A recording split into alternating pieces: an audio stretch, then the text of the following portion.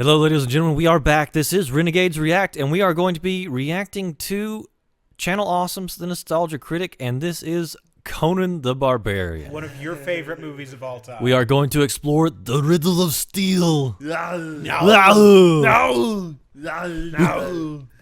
And hopefully Doug Walker will not kill my mother and my father and my people. By Crum's balls, I shall revenge thee. I freaking love this movie. It's so good. It's amazing.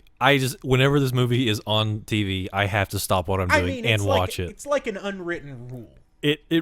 I love it. It's just okay. And honestly, not even just the movie. Like, I'm a huge fan of all of Howard's stuff, all the Conan stories. Love reading them. Love this one. Just for me, when we did the top 11 movie theme, and this came out as number 2, it was just like, because I was just like, I was wondering if they would have this on here, and then when they brought it up, I was just like, and when Doug brought it, I was like, oh gosh, Micah, and I saw you over there, as you was like, yes. And now here's something interesting. I'm pretty sure. I mean, I might be wrong on this. So don't. I'm pretty sure that they used the song "The Riddle of Steel" in an Ocarina of Time commercial. I think so as well. I think you might be right. Yep. And combined with the fact that the bad guy in this, his helmet is Midna's helmet from freaking Twilight Princess. This movie influenced so much. Yeah. No, you're and not honestly, wrong. like, Conan the Destroyer is just a straight up D&D movie. Like, it's like we're gonna form a party. We've got a barbarian, we've got a monk, we've got a thief. We got a wizard. Like, let's do it. Yeah. Yeah, let's do it. Yeah, and you see, you also said that Skyrim owes a lot to this. Sure. Boy, Absolutely. doesn't it? Oh man. Oh man. Man. So okay, shall we? Absolutely. Yes. Let's dive right in. Oh. Before the time when Conan was known as a great warrior who battled the executive douchebags by leaving the Tonight Show so its glorious legacy could be preserved. P.S. You got balls. There was another Conan, played by then relative newcomer Arnold Schwarzenegger. I am the Nostalgia Critic, doing a parody of the great and powerful Mako. Yep. Mako, yeah. Who stars alongside Arnold in these films. It is a time of high adventure, swords and sorcery, and great epic silliness. This is the Conan movies. Yep. Oh man. Large in scale, small on intelligence, the Conan movies were based off of the great stories written by Robert E. Howard. But from what I understand, they have almost nothing to do with these movies, so we will instead look at the films themselves. They are Still love filmed before one-liners. To be fair, before Howard did work great with John explosions, Milius on the and before screenplay. dental Well, there you work go. to fix that great big gap in between your teeth. Robert E. Howard? I'm pretty sure. Yourselves Howard for died in the 30s, dude. Did he? Goofiness. So I think Okay, Oliver I'm not Stone going to do did. that impression the whole time. But we are going to take a look at these movies. And our first film, Conan the Barbarian, starts off, oddly enough, with a Friedrich Nietzsche quote. yeah. Well, give him credit. I'm certainly going to be telling myself that while watching this movie. Between the time when the Made that ocean... joke already. The Next. reviews on this are terrible. Hey, for Rotten hey, don't Tomatoes. skip Mako. So we start off with Arnold Schwarzenegger as a little child. No, God, child! As his father gives him some helpful advice. No one in this world can you trust. Not men, not women, not beasts. Yeah, in the writing credits, it's Robert E. Howard, John Milius, Oliver Stone, and Edward Summers uncredited. Maybe it's because they based it off of his work. I bet your trusty Yeah, he died in sword wasn't 36, much so- there. Maybe you should have considered 'Cause the he's in the strength credits, I numbers remember. strategy. Yeah. We are the knights who say... So as Conan's father is killed and the knights play Whack-A-Villager, his smoking hot mother tries to protect him from the evil James Earl Jones. Oh man.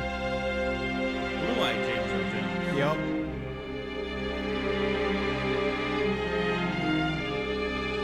Don't put the sword down, honey. Don't do it. Don't do it. Well, gee, when you put it like that. So it looks like he's gonna leave her alone and let her fight another day. Psych! I'm Hitler. That was a good shot. That's a cool shot. Yes, I enjoyed taking a long time killing that person for no particular reason. I sure hope her son doesn't build up a vengeful rage and dedicate his life to destroying me while also working out his gigantically large pectoral muscles. Knock on wood. So all the children from the village are forced into labor, which is strange because the men and women would obviously be much stronger and more valuable, but what do I know? Maybe they work for less. And where exactly do they take these children? Oh, Yes, Conan, no. you will be spending the rest of your life pushing this wheel. Years and years of torturous mayhem will go by. Get and you'll super be asking buff. yourself, why am I pushing this wheel? You will never get an answer to this question. However, it does seem that your muscles will spontaneously quadruple in size, all from pushing this relatively pointless but also very lovely wheel. So Conan grows big and strong as he literally spends several decades pushing this damn thing. Do you think he enjoys it by now? I mean, good lord, a lifetime of doing nothing but working out? What does that do to a guy? It's as satisfying to me as coming is. You know, as Yep. having sex with a woman and coming. I'm like getting the feeling of coming in the gym, I'm getting the feeling of coming at home, I'm getting the feeling of coming backstage when I pump up, so I'm coming day and night. I mean, it's terrific, right? Good for you. Moving on. Conan, the comer. As the rest of the wheel pushers seem to disappear, somebody finally comes to get him. Hey. No, I said give the children candy, not have them push a gigantic wheel in a circle continually for the rest of their lives. How did you even hear that? You get that so wrong. Sit here. Push wheel. Sit here. Push wheel? Look, all I understand is wheels. Please, do you have a wheel? May I push it? Conan, I suppose, is bought and forced into fighting for money. And I guess all that wheel pushing paid off because even though he's never had any combat training, He's super apparently buff. a really good fighter and keeps winning event after event. He was taken to the east. A great prize. Language and writing were made available. How to speak with an Austrian accent. This scroll is very informative. But over time, Conan becomes angrier and angrier, and I guess his master is afraid that he might have created a monster. Conan, what is best in life? To crush your enemies, see them driven before you, and to hear the lamentation of their women. There you go. Very good, Conan. You get a gold star. Thank you, sir. May I have a wheel now? Shut up about the wheel! So his master sets him free to wander aimlessly as he comes across some sort of burial site. Don't trust them, they're Draugr. Ah, great, he's in the kingdom of the crystal skull. Don't do that. Don't mention Ah, yes, Crumb. Crumb, I suppose, is a warrior god who helped discover the invention of steel, and is also the winner of the God with the Stupidest Name competition.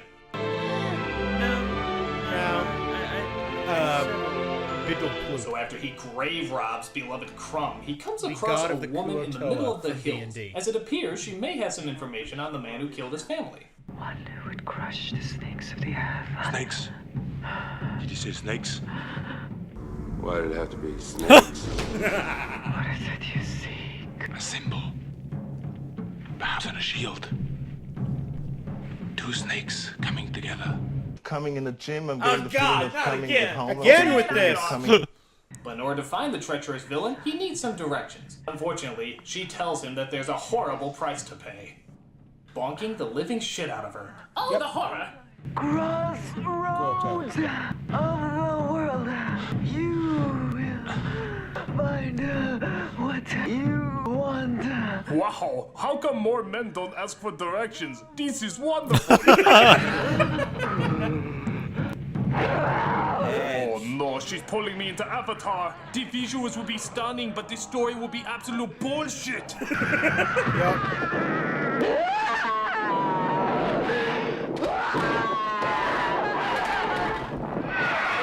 Well. Okay. So after that, he comes across a thief named Sabatai, who says he can help him find James Earl Jones by traveling across the land. Yup. Oh yeah. Behold, we have reached Jerusalem. Wait, what? So they go into a few towns, get drunk, he punches a camel. That camel deserved They it. even come across another thief, who joins them on their quest. Sandal Bergman. Ooh, I like to ask her for directions. They're unfortunately captured, though, by King Osric, played by Max von Sydow. He, I suppose, has a task for them. He promises them riches if they can bring back his daughter, who's been brainwashed by James Earl Jones.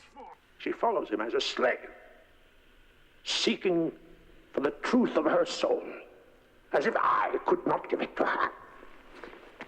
The power of Crumb compels her!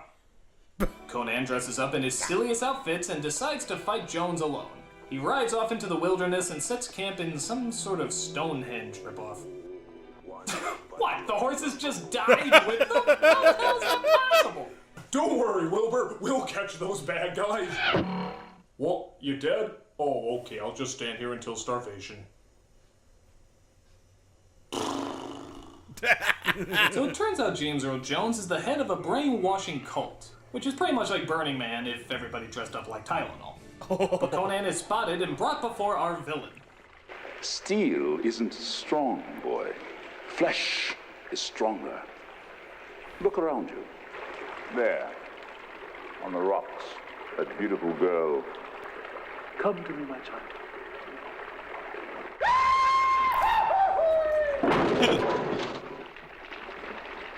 That is power. Crucify him. Wow. Too Jewish. Wow. Forgive them, Crumb. They know not what they do.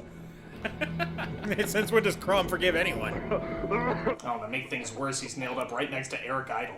Always look on the light side of life. But the other two thieves come to save him as they take him to a wizard who will try to bring him back to life. And wouldn't you know it, he's played by Mako.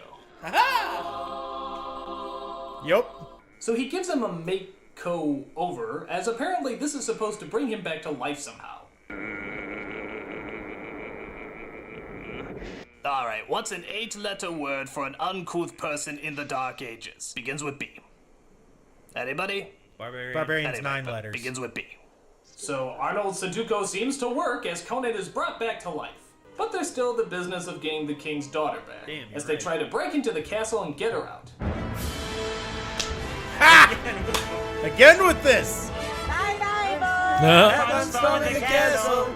They dress up in their They commando would makeup take a that still miracle. doesn't seem to Bye-bye. camouflage Bye-bye. anything, as they sneak into the palace where some sort of strange orgy is going on.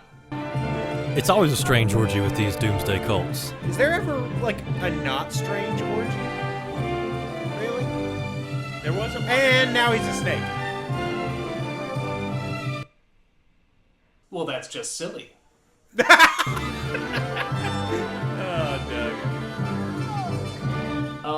Does he do this often? Is Thursday night just snake night? My Oh anaconda well, no time to question don't logic want now. me. We got a princess to save.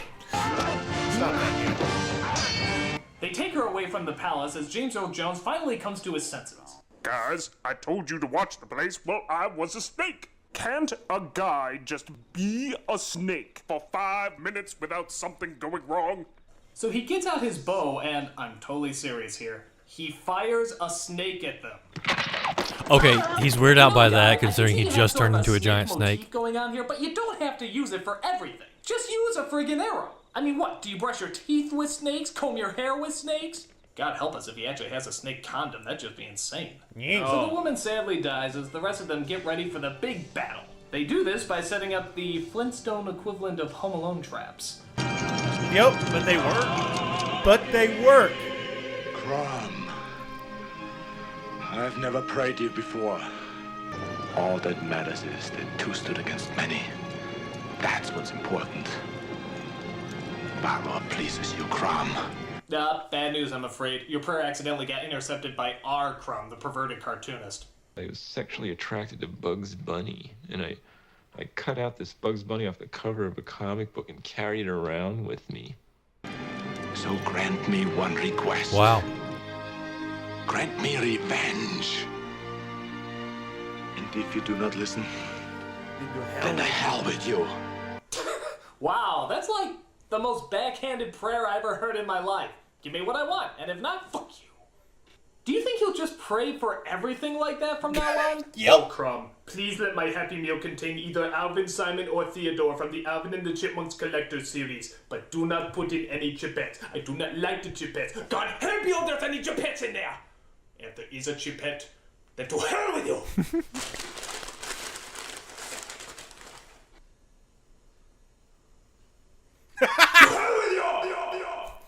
So with his spear magic helmet, he fights off all the bad guys. Spear magic helmet. Big hammer. Good. You done messed up. Duh! Fell for the oldest trick in the book! Hitting a helmet, which I thought was you, triggering a rock, activating a spear that stabbed me in the chest. Damn, you're good! Ah, yes. The Rube Goldberg Barbarian the grave, tactic. apparently.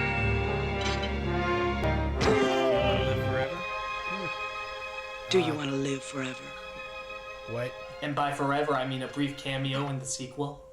So he wins the battle as all the bad guys flee back to the palace. They snap the princess to her senses as she agrees to show Conan how to sneak into the fortress and finally kill James Earl Jones. Burn you the way to paradise!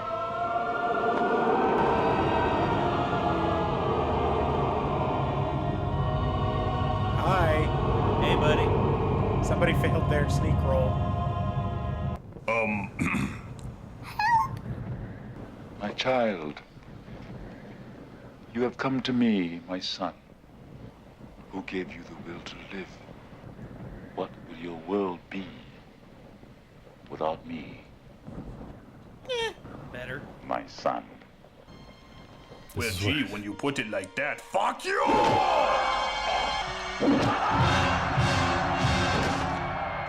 That'll work.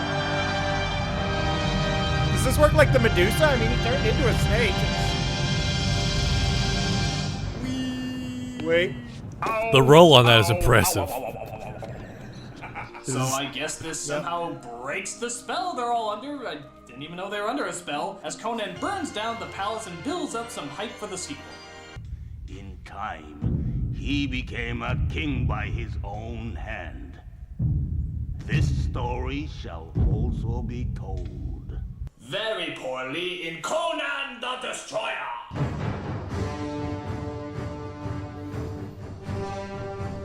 Okay. That's pretty good.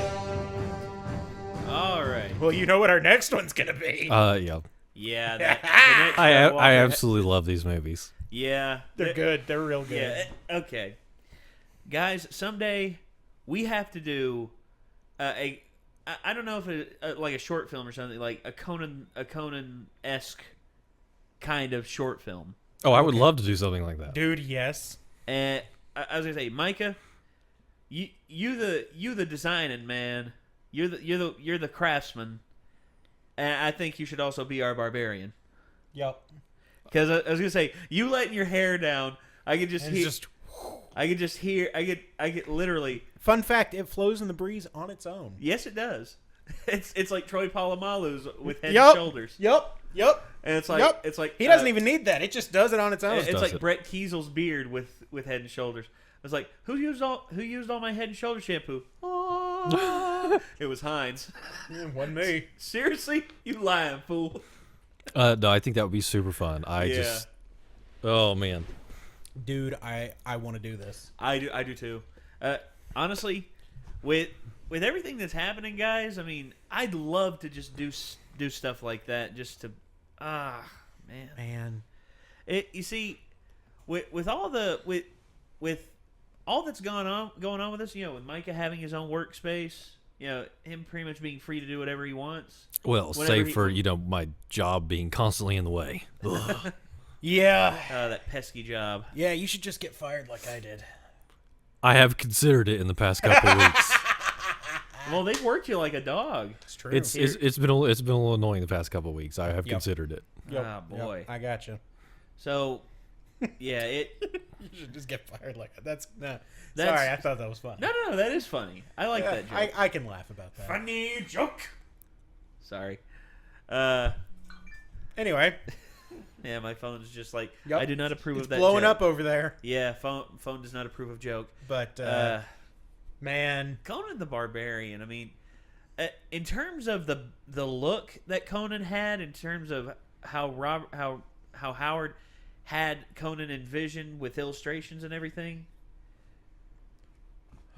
Arnold, in terms of the physique, fits it to some degree, but the look, the looks. Yeah, I mean, definitely Arnold was. I mean, this was. Giant tanned. Right, it's just the physique. They were like, man, we have to get this guy in this movie because. Yeah. I mean, he wasn't really established as Arnold at this point. Yeah. Yeah.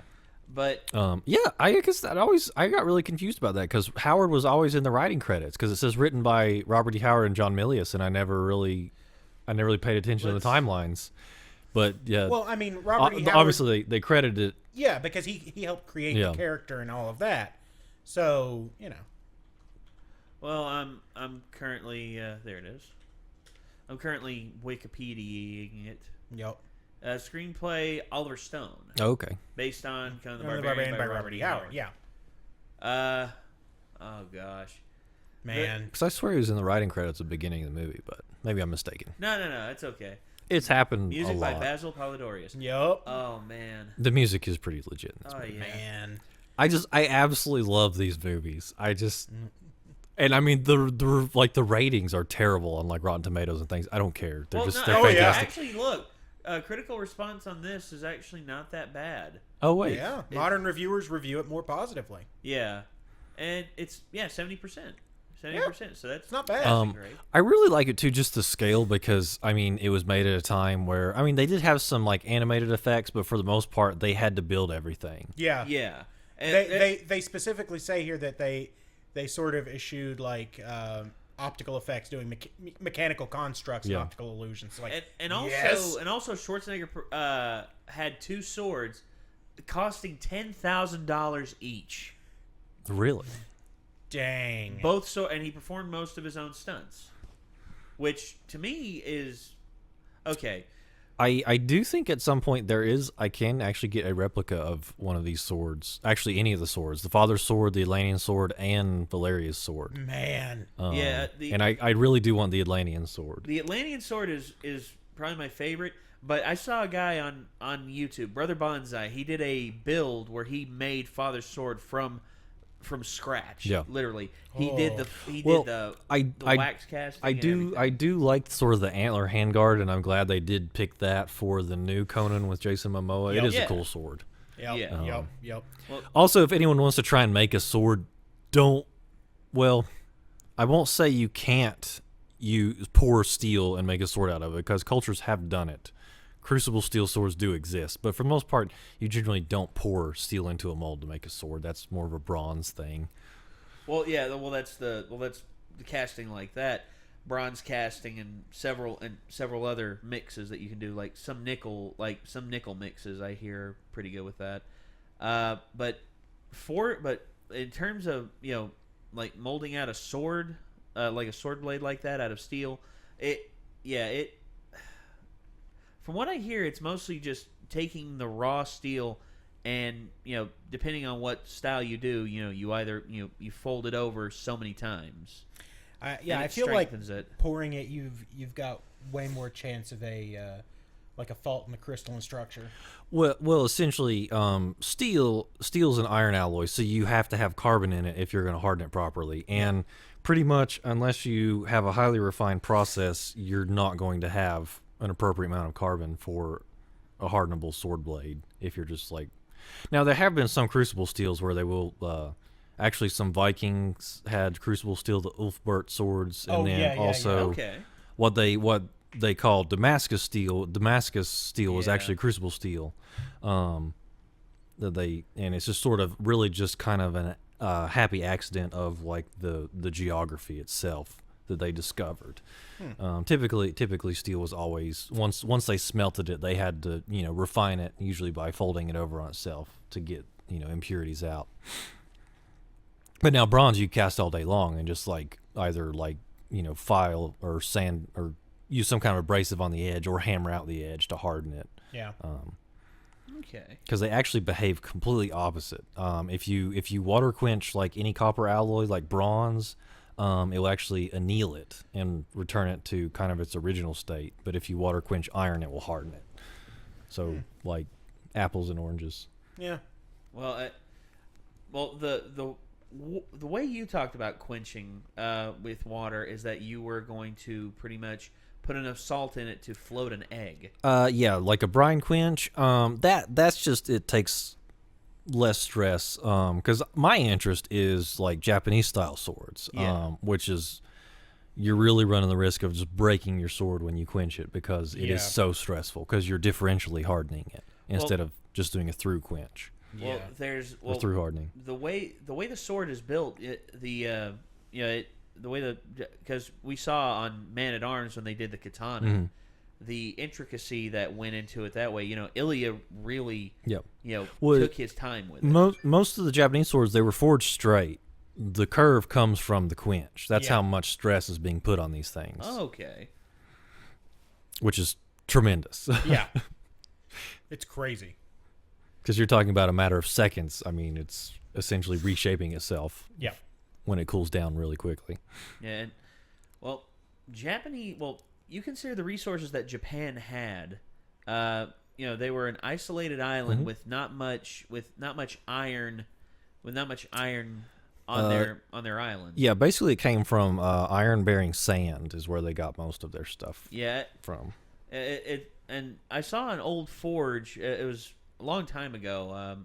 An old style forge. They poured in the sand, and eventually a bloom would come out. Eventually, a bloom would form near the bottom of it, and then they would break it out, and then they would break it down. The soft steel and the rigid steel, and then they would compile it that way. That's what I saw, and I wonder how much time and effort was put into the original forging. Of a sword. It's insane. Yeah. It's literally, I mean, it would take months just to make a blade. Yeah, and then when you make that blade, you find it's too flimsy, or the crystalline structure isn't solid enough. Well, once they understood, I mean, that you could create an iron alloy that you could harden that way. I mean, it was. Well, go ahead, Mike. Well, I mean, just because once you understood that process was possible, you never wasted any of it. And that's originally how smithing kind of existed, because now steel's pretty plentiful. But back in the day, it was so precious that nobody would be able to use it and handle it unless they absolutely knew what they were doing and wouldn't waste any of it. Yeah, I get that, and it's the tech. It's kind of like how the discovery of the filament that was put in the original incandescent light bulb. Once you find the way that works. Really, even just like plain iron weaponry was still far superior to the copper and bronze that they had been using. Yeah, I mean, so really, once they understood iron, and then at some point somebody started noticing that certain ways that you treated it would come out with better results, and I mean, and that's science in a nutshell. Pretty much just trial and error, and just rational observation, rational observation of certain things. And I like that we went from Conan the Barbarian to swordsmithing. The movies so good. This movie starts out with the making of the sword, and they kept that motif with the next one. That their culture kind of centered around the sword, and a lot of the moves they had him do are more akin to like almost a Japanese sword style than like a European sword style. European sword style was, let's see, it. I'm not sure if the triangle defense is that's actually more with rapiers. Yes. the European sword style of fighting, not as flashy, not as flashy in a lot of regards. It's more it's more angular. It's more basic angular attacks. From what I understand, you attack from certain angles, and no high risk move. Not really high risk movements either. I can't comment. I really don't really know anything about European swordsmanship. That's fair. Yeah. Well, you look at like Braveheart, which is the big ass Claymore. Mm-hmm. Oh yeah. Well, the thing is, the Claymore wasn't so much think of the Claymore less as a sword and more like a crowbar. True. The Claymore was something that you just dropped on somebody and let the weight do the work. They weren't even really that sharp. Yeah, it's true. Well, you never had. I mean, even like the like German Zweihander swords, you never had a sword that was over 6 pounds, and we're talking about a sword that was over 6 feet long. Yeah. So I mean, Goodness. All right. Well, gosh, from where we went, dude. I love tracing that because it's just like, man, it's relevant. We're talking about swords. We get into the most interesting conversations. But the visual of actually like pouring the steel into the mold is super cool. Yeah. Oh yeah. Yes. Oh, it's sweet. And at least they do show. I mean, presumably maybe it was some kind of crucible steel they had, and so then they kind of shape it afterwards with a hammer. It's possible. Yeah. Not likely. Well, I mean, this isn't necessarily a very advanced society. Right, we're and talking about here either. and plus it's like fantasy iron, so whatever. Oh, yeah. There's probably all kinds of good stuff in that just make It great does swords when you exist pour in it the out. world. Star metal and all of that. you Sure. know. Meteorite metal. Oh yeah. Meteorite metals that are. Well, I mean, meteoric iron is good stuff. Well, there were some cultures that was their exclusive source for iron, because Yeah, iron from the sky, which, I mean, that's gonna seem super mystical. Yep. Oh, there you go. It is a gift from the gods. Yeah. Crom, you have delivered a good amount of steel. There you go. The riddle of steel will be solved thanks to you, Crom. But yeah, I think I want to say in like some Polynesian cultures that like developed like steel daggers and stuff. Most of them were like ritualistic, but Yeah. that was their only source of iron is meteorites. I believe that Maori culture had some stuff like that. I'm not 100% sure. I don't know. I'm aware of like their shark tooth clubs and stuff, but I don't know. And also their mere clubs, which were made out of this very hard sea stone that they carried into battle. Because I'm pretty sure the Chris style daggers, and I can't remember what culture they came from, but I'm pretty sure their only source was meteoric iron. That's sort of a Middle Eastern type culture, if I'm not mistaken. I thought they were like. We'll look it up later. Anyway. Anyway. We're giant nerds. Nerds. We are giant nerds. We are nerds. We are. Well, the nerds. And this has just got me hyped for a D&D campaign. Right. I mean, like, it's going to have to happen. Like, we're going to do a one-shot, and it's just going to be that would be super fun. I want it. I know Geek and Sundry, they do a lot of tabletop RPG stuff, and it's pretty successful. If I can find the appropriate adventure, I will run it for you all. Okay. Like, if I can find a good one, something that's not overly challenging, but maybe something that's not necessarily level 1. Like, level 4 is a pretty good place because you don't have so much stuff to manage. Okay. But it's also not like bare bones. I hit it with my sword. You can do some fancier stuff. Right. So, okay. Gotcha. We'll that'd look be into good. it. We'll have to get into that. Yeah. Well, I want to do it. Let us know in the comments if you want to see us play a D&D campaign. Absolutely. Because yes. Yeah. Because that's going to happen one way or the other. Yeah. All right. That is happening. That being said, I think that's got it for this video. I think that's going to do it. So, how long? 34 minutes. Thank you all for coming along with us. Please. Video starts at 000. Yes. Yeah. As always, check the description for our related content. Hopefully, we will see you all very soon. No.